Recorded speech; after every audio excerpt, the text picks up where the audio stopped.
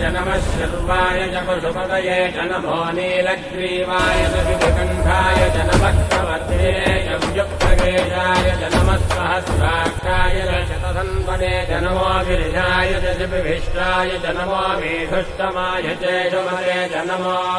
ह्रस्वाय च वामनाय च नमो बृहते च वर्षीयते च नमो वृद्धाय च संवृद्धरे च नमो अग्र्याय च प्रथमाय च नमः आशवे च शिराय च नमः शीघ्रियाय च दीर्घाय च नमः पूर्ण्याय च वत्सन्याय च नमः स्रोतस्याय च प्रीत्याय च नमो